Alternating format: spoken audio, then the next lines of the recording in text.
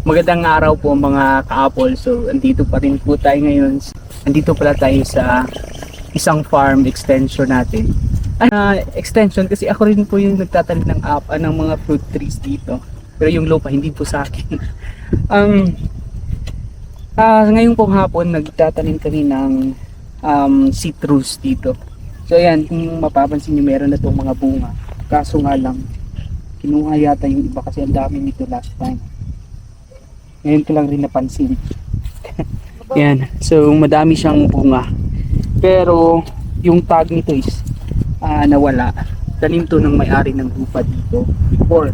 Tapos na yun, dinagdagan ko na lang itong ating variety ng citrus. Sana yan. Grafted po ito. Yan. Pagpakita natin. So after ng mga pag-graft, ayan, meron na po siyang flowers na maliliit. Ito po yung itatanim natin dito. Kasama itong nauna niyang itinanim dito sa farm. So meron pong nagkuhukay ito. Tatanim natin. So ang planting distance po nito is 2 meters apart yung ating citrus kasi pwede naman po sila magkadikit.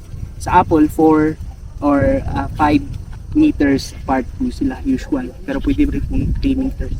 So ito po yung meron tayong 10 na citrus dito na tatanim natin dito sa area.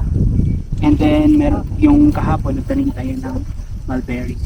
So meron na rin po mga apple.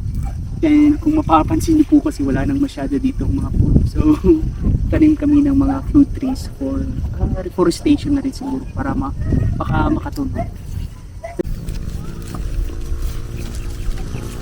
So, ito po yung pagtatanim ng mga fruit trees. Ayan, napakadali lang po. Oh, ayan, ang dami na siyang tawag dito, roots.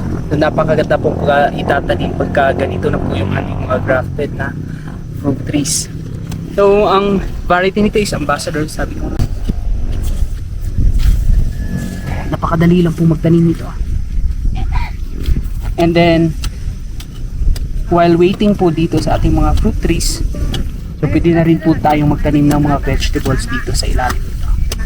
Just like ng mga apples natin na tinataniman po natin ng mga carrots, patatas, repolyo, Chinese cabbage. Ayan. So ang kagandahan po kasi nito kapag kabuhay na kahit ay ganito established na po yung ating mga fruit trees, so pwede natin itanim kahit mainit yung panahon. So nabubuhay po talaga sila.